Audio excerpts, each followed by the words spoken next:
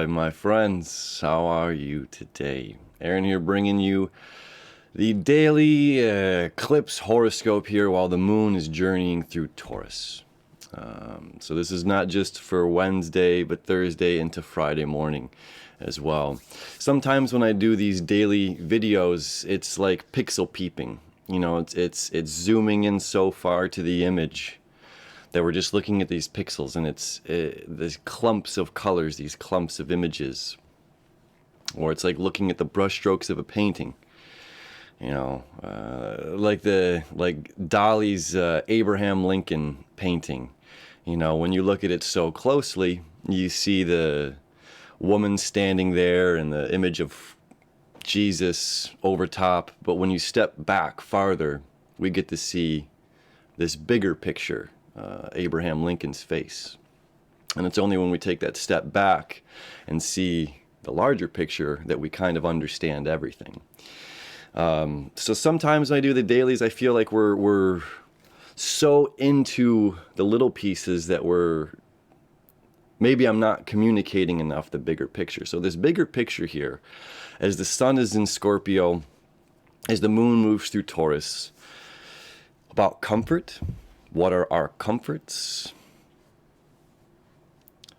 Where do we feel safe? And healing. Healing is a big theme going on right now with this eclipse. It's a big theme going on leading up to the eclipse, which is why I'm putting this all together. Around 10 p.m. Eastern Daylight Time, today on Wednesday when I'm putting this video out, the moon is going to conjunct Uranus. Here, I'll just show you. I've got it pulled up right here for about 4 a.m. Friday morning is when the eclipse is going to happen, the full moon eclipse. Now, the full moon here in Scorpio, Taurus, the full moon will be in Taurus, sun in Scorpio, 27 degrees. But the nodes are in Sagittarius and the north node here in Gemini. Anything within 18 degrees of these nodes is what determines an eclipse. So we're ending the year's eclipse season, and this is the full illumination before this moon makes its way over here. And we have our final eclipse of the year in Sagittarius. So this lunar eclipse, our emotional needs to be safe, to be secure. Let me pull it back a couple days here, Wednesday. And the moon is going to conjunct Uranus. You know, we're going to be feeling this energy all day. Now, odds are pretty good while the moon was traveling through Aries.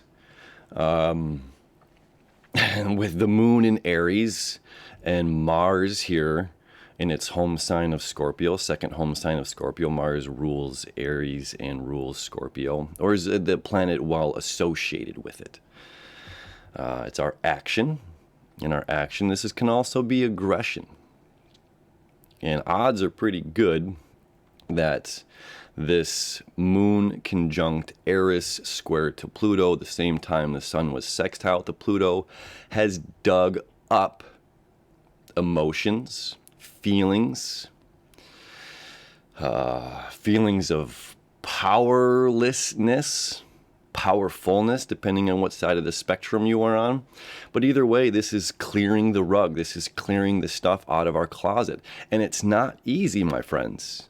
It's not easy to heal. It's not easy to forgive.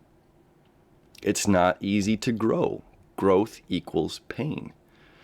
And oftentimes when we start to feel that pain, we rely on our comforts. Whatever those comforts may be. That can be disconnecting. You know, the sun here is still creating this trine, Mercury creating this trine to Neptune. In disconnection with this reality, because that might be easier, because I'm more comfortable than actually trying to dig this crap up and heal it. But this is what we have to do. And this is why Uranus here, this connection with Uranus that we're going to be, you know, dealing with all night tonight and into tomorrow, depending on where you're at in the world. This conjunction is, these conjunctions aren't just only on the spot. It's not like, oh, at 10 p.m. this is going to happen and we're not going to feel it anywhere else in the day. A conjunction, with about 8 degrees. So we're certainly going to be feeling this potent medicine all day long, these learnings, these instructions, these teachings on what we find our emotional comforts. And Uranus here is saying we have to shake things up. We have to change things. We have to break this cycle. It might be easy and comforting to point our finger at our old partner and say, this, you did this, this, and you this. And that's why this. And I've now created these memories, or I've created these feelings. Scorpio deals a lot with feelings. I've created these feelings and I use them to protect myself. It's power. Scorpio deals with power struggles. So we can create these emotional walls to build these things up to protect us, to keep us safe. I'm 38, I'll be 39 here in the end of December. I've stepped on broken glass. I've cut my hands while chopping up food to cook. In my 38, almost 39 years of experience in this world, it would be foolish for me to think that I will never step on a piece of broken glass again or never cut my hand in one way or another. It would be foolish to think that. And as well, it would be a disservice to myself to be constantly, this is the balance, to be constantly in fear that I'm going to step on a piece of broken glass every time I have my shoes off. Or that every time I pull out the knife to start cutting up carrots or cilantro or whatever it may be, that I got to wear a metal glove. So the point is, it's like, there's going to be a time in my life where that will happen. And there's nothing that's going to stop it. And as much knowledge and awareness as I have, as much as I want to be in the comfortable place of not having that, things happen. We can only guard and protect ourselves so much from the world, from the outside forces. I can't hide in my home and wait for the storm to pass when the storm is existence in itself. It's like the movie Click is for some reason popping in my head. It's like I want to just skip past these difficult scenarios, these difficult situations, and go toward those things that make me feel really good. It's something we talked about when the moon was conjunct Neptune the other day, and I had that the Bufo experience and this oneness. It's all tied together. It's like the pain is part of the journey. The stepping on glass is part of a learning. Sometimes with relationships, and especially with Venus and Capricorn here, saying to commit to things. There's a lot with Venus and Capricorn, but it's about commitment to those things that we value. And it's like we value people, and when we come together, we expand, we learn, we grow, and then sometimes sometimes those individuals can stay together for a lifetime. Sometimes those individuals stay together for multiple lifetimes.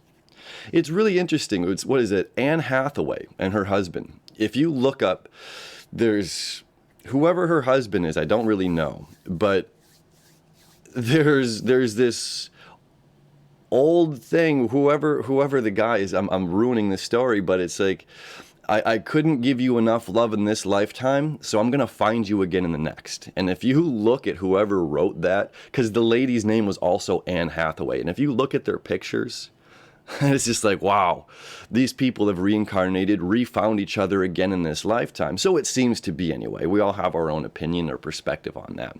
But it seems very potent. Check it out. It's kind of fun. So sometimes, we have these long lasting, I can tell you my brother, we have lived lifetimes together, serving, doing what we do in this healing world. I had a twin that was a miscarriage, died before I was actually born. My mom thought she lost me. 21 years later, I meet this guy we look alike. Don't tell anyone, but he actually used my ID when he was 19. We look that much alike. He's like 6'5", I'm 6'4". And anyway, we're brothers. We're brothers. We found each other again in this lifetime. So some people have those beautiful relationships like that where we find each other again. And some people come together for a moment and then extract what they need. It's like a butterfly landing on her finger and then flying away. And we can't, be so sad that the butterfly left. As much as we should be joyous that we had that moment and that experience with the butterfly being there. We can take that in all kinds of ways. So we're trying to break through these comforts and what we're relying on when things hit the fan. And as well as it's taking personal responsibility, accountability for ourselves, for our emotions, to do what's necessary in the practical earth sign of Taurus. So the moon, reflecting the sun's light here. The sun's light is coming from these deep hidden emotions, these deep feelings that we might be harboring for a month, 6 months, 6 years, 20 years. I had a conversation with a family member that's literally harboring stuff for 30 years. 30 years. This came up yesterday, actually. And it's like, when are you going to heal this? Our record is on loop. The same song is playing over and over and over. And it's time to take that needle off and change the song. And it's not always easy. Again, growth comes with pain. How do the lobsters grow? Lobsters become very painful. It becomes painful because that shell doesn't expand. So the lobster becomes vulnerable. This is something I've talked about many times on this channel. Becomes vulnerable, hides under a rock, grows a bigger shell, goes out, and then it again and again and again. This cycle repeats. It becomes painful to live in its limited capacity of its shell, and it must shed that shell. And the rabbi, I don't remember the rabbi. You can look that story up on YouTube. And he said if lobsters had doctors, they'd never grow. Because the doctor's going to give us a pill. It's going to hand us something that's going to alleviate that feeling of pain. And then we can sit in our comfort. But that comfort is truly discomfort because we've never allowed ourselves to grow. We've never looked that thing in the face that's going on deep down inside. Deep down inside. The camera couldn't see. I'm pointing to my belly here. In the heart, maybe even. We have to address these things, and we have Mars there saying, take action in going into this cave. We have Mercury here at 19 degrees, 20 degrees on the day of the eclipse. I'll fast forward here. Let's talk about it. Let's see it. Mercury creating this trine to Neptune. And there's a couple things about that we can talk about. Mercury saying, okay, let's get my mind prepared. And let's take the actions necessary to go deep within ourselves, to go deep within. This makes us feel powerful. When we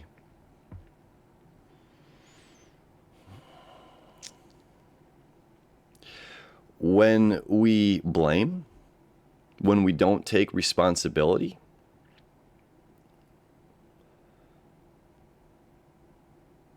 this is, let's say, something has happened. Maybe something very difficult happened, a difficult conversation. Maybe you broke your favorite mug that was a family heirloom that was passed down to you. And the first thing you want to do is cry. You can. You're allowed to. You're allowed to process your emotions. You're allowed to process those feelings. At the end of it, we have to clean up the mess. We have to be responsible. We have to emotionally be stable. We can't leave that mess, that broken glass on the floor, full circle here, because then we can come back and step on it. Right? Thank you, universe. Or somebody else could. So then at that point, it's our negligence. It's us not taking care of what we have to take care of. And now we've hurt somebody else. By not cleaning up our emotional mess, we can hurt ourselves and we can hurt the other. The moon's going to move through, as well, creating that sextile over here to Neptune. And let's look at this in two ways. At the same time, we have Mercury opposing the moon. We have Mercury trine. Again, the trine and the sextile are an easy flow of energy. A trine is an easy flow of energy between two elements of two of the same elements, water and water. A sextile is an easy flow of energy between two different elements, complementary elements, water and earth. Or it would be fire and air. Where you see Jupiter and Eris right now. Jupiter, community and expansion of our community. And this is how we deal with information given to us personally here in Aries. How are we showing up for the community? How are we taking the time to heal so that it affects the community? It's like when we heal ourselves, we heal each other. When we heal ourselves, we heal our family. When we heal ourselves, we heal those generations. So on one side of things, we can get lost in the abyss with this connection. I'm in my emotional confusion. I want to be in my comfort zone. And my comfort zone and my emotions can get lost in this abyss. What is right? What is the appropriate place to go? I don't know. I can feel helpless. I can feel powerless as this black hole is sucking everything in to the unknown. On the other side of it, when we bring this healing to our attention, how good can something be? How good can life be? There's a reason that we plateau at a certain age in life, because we find what feels comfortable for us and we stop growing, because the growth or that constantly putting ourselves in uncomfortable positions doesn't feel good. So then we stop, we plateau and say, this is good. This is where I feel comfortable. We're breaking the chain, my friends. We're breaking the cycle. We have to address the emotions. We have to address the deeper aspects that are going on that are at this point, it becomes personality. As Dr. Joe Dispenza, I love Dr. Joe Dispenza. He talks about this quite often in his lectures. And it's just like we can have an instance, an impacting situation that might be a negative situation. Something didn't work out to the favor how we wanted it to. We don't always get what we want, but we get what we need. And that sometimes comes in very uncomfortable ways. But that leads to the growth. So we can take this thing and this thing happened to me. Well, why are you in a bad mood? Well, this happened to me. And that mood can become a behavior. A mood can be a day. Mood can be a couple hours. Then it all of a sudden turns into a behavior. We're repeating this. And I'm talking about the record being on loop. And then this becomes a personality trait if we don't address it. And this is why we have a separation. Not everybody, but we have this men versus women and patriarchy and matriarchy. And it's just like we're all really trying to work toward these same goals. We're all trying to expand. And we have to forgive. We have to heal. And we have to do the necessary work to create a new environment. So the other side of this Neptune connection with the moon opposed Mercury, both making the connection to Neptune, is saying when we do this deeper work, as uncomfortable as it may be, life can be miraculous. When we choose to let go of those fears, when we choose to move beyond that pain, when we choose to move beyond the blame or criticism, because we are dealing with other people. When we're talking about the sign of Scorpio, it's collective, and it's collective emotions, not just my emotions. It's family, friends, community, bigger picture, big business, perhaps even. We have Mars as well, creating, this is really important, not only is it creating the sextile to Venus, Mars and Venus, the harmonious two, what I love, what I desire, my passions. Let's move toward those passions. Let's commit. And Capricorn here, reputation, bigger picture, the top of the zodiac. What are we committing to? When we're dealing with some of these things, when we're dealing with all of this, is it sustainable? You know, it hit the fan, the heirloom broke, the mug hit the floor, whatever it is. What are our first actions? If crying is it, that's a great purge. It's a great release. It's healthy. If all of a sudden we take that energy and say, okay, I'm going to go drinking, I'm going to go drugs. You know, again, there's drugs that can help us gain a better, drugs is a very lucrative term, but there are substances we can use that help us escape from reality. There are substances we use that get us back in touch with reality. And just the same as I talk about this, when I say escaping through technology, there are things that can help us. Technologies like this, it can help us. Video games are fun. Monique, you talked about, you were playing your game all day. You wish you had watched my video earlier when I was talking about it. It's like, it's okay. It's okay. We're allowed to. We're allowed to play things and watch television and have fun in life. It's supposed to be playful, but we have to recognize as well when we're using these as crutches, when we're using them to escape reality, right? And not facing the problem of whatever the problem may be. And I'm not pointing you out. What I'm saying is allowing ourselves forgiveness, allowing ourselves, it's like, it's okay. And it's like, obviously I'm using technology to communicate through a social media platform. It's completely hypocritical to say, don't use it at all. That's not the point of why I say some of that stuff. It's when we use it in excess. It's when we immediately, say, okay, I don't want to deal with the emotions. I don't want to deal with the fact that this is broken on the ground and it needs to be repaired, which brings us up to, kunstki. I believe I'm pronouncing that right. Something else we've talked about before is the Japanese art of repairing pottery with gold. Because it once was, and now it's something that's broken. And when we repair it with gold, the idea is that it's more valuable than it was in its original form. Same goes for the human experience. When we can repair ourselves with gold, this eclipse. This isn't just a full moon. This is an eclipse. And the nodes being in Gemini and Sagittarius because we're seeking new information. We're seeking new ways to heal. We're seeking new ways to communicate, new ways to think about things. And Mars is playing an extremely important role. Not just the sextile to Venus, but it's these quintiles. These light lines right here to transformative Pluto, quintile to Chiron, the wounded healer. In Aries is about healing yourself, taking the necessary steps because you love yourself. We do this. Why do we do this? Because we love ourselves.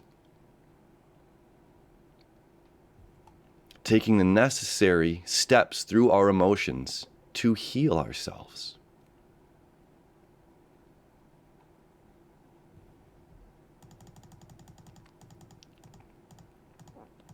And that comes with these nodes of seeking new information. The moon, conjunct the north node. I must be willing to seek something outside of my comfort. I must be willing to seek something outside of perhaps the knowledge that I'm already aware of. I have to be able to look at other perspectives. I have to be able to consider that I'm wrong.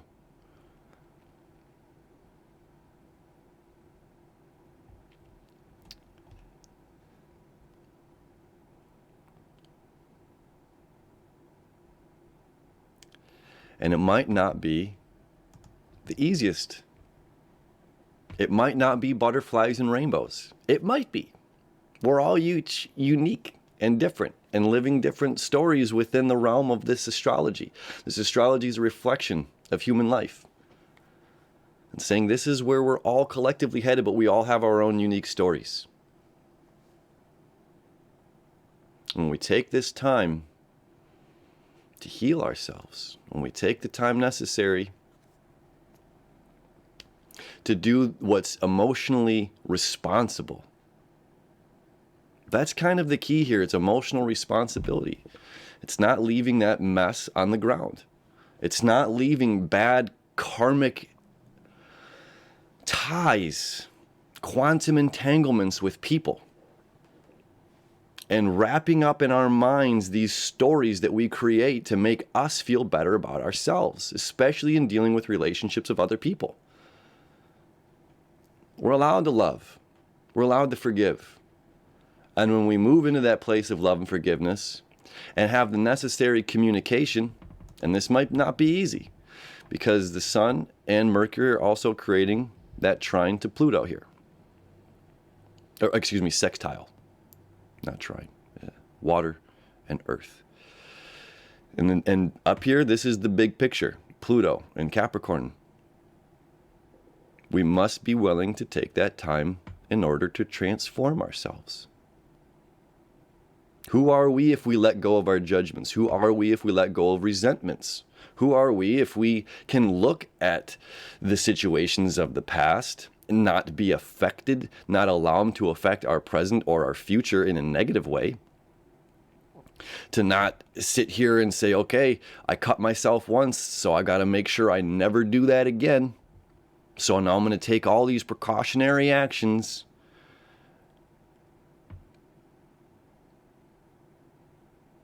As well as Chiron here, the wounded healer, healing ourselves, creating the septile to the North Node, this eclipse. So Chiron and healing is extremely potent. Being emotionally responsible. What this also means, my friends, is having these very, very difficult conversations. But those conversations are the catharsis of our healing. By opening up that communication, committing to love. Again, you know, it's like we were angry usually because it's about love. A love of something, a love of preservation, a love of ourselves, a love of somebody else, a love of a thing. You know?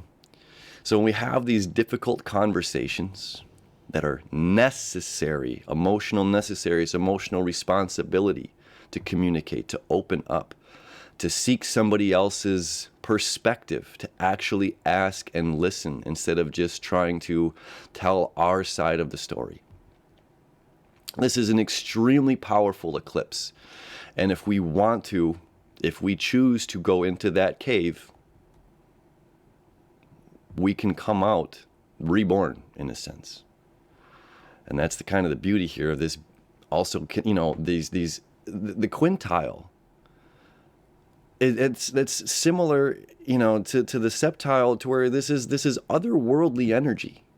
Otherworldly energy is asking us to heal. Otherworldly energy is asking us in a creative way to grow beyond what or wherever we're at the current moment, and especially dealing with our emotions.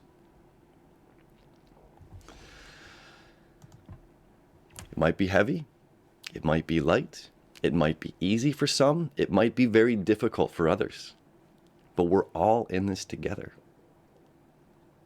My friends, love you so much. It's such an honor and a pleasure to do this with you.